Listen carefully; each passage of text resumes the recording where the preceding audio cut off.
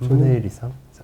그렇게나 많이 보시나요? 4분의 1로 하겠습니다. 저는 10% 정도. 네네. 네.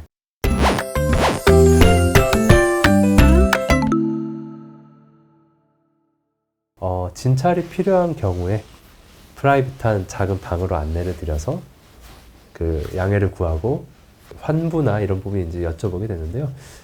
당연히 아시겠죠. 피부에 어떤 질환이 있어서 보러 가셨다거나 아니면 고환이 아프거나 부었다 라거나 이런 식으로 딱 문제되는 부분 자체가 봐야만 알 수 있는 부분이라고 하면 당연히 진찰을 하고요. 일반적인 다른 질환 같은 경우는 저희가 구태여 그런 소중이들을 또 보여달라고 함부로 이렇게 요청을 드리지는 않습니다.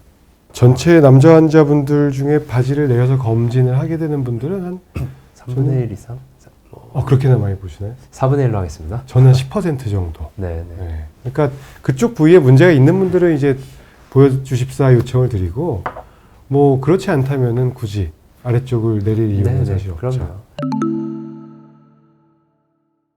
여성도 비뇨의학과에서 성병 검사가 가능합니다.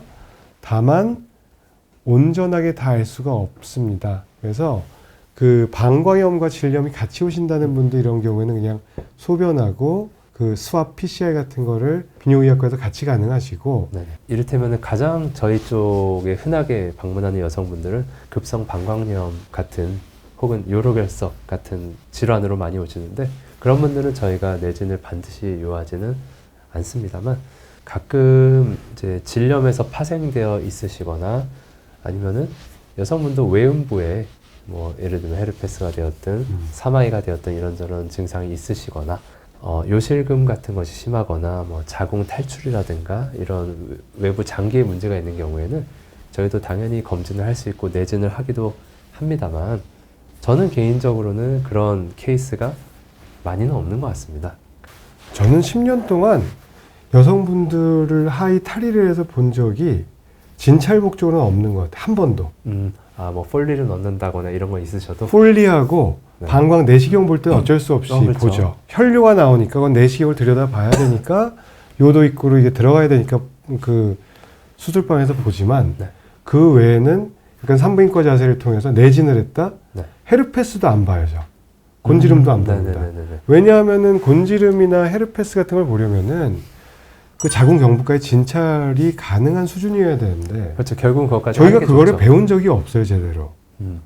무슨 스피큘럼을 갖고서 내 아내를 들여다보고 네네. 그거 우리가 잘 못할 거 아니에요. 그렇죠. 그럴 때는 당연히 소변 쪽은 저희가 보지만 질 자궁 쪽은 꼭 산부인과 와서 보십시오 하고 안내를 드립니다. 그래서 저는 의외로 여성분들의 음부를 본 적이 네. 내시경 볼 때 말고는 없는 것 같아요. 네네. 그걸 또 많이 전문적으로 하시는 원장님도 계실 수 있으니까요. 요즘은 여자 비뇨기과님들 많이 계시니까. 네네네.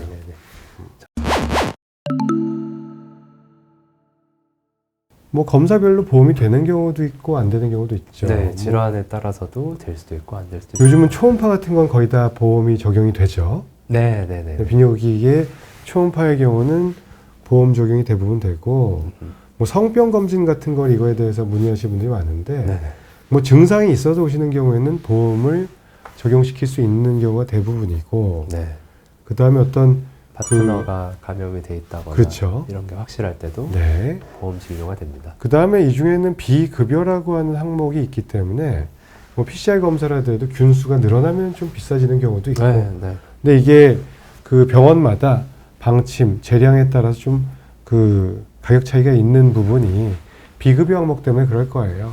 이런 거에 대해서는 모든 병원마다 원칙이 다르기 때문에 대개 뭐 홈페이지에 가면은 뭐 비급여 목록표 같은 게 있고 네. 병원에 가보시면은 또 물어보면 다 알려주십니다. 그러니까 미리 문의를 하고서 검사를 진행하시면 될 것 같습니다. 네.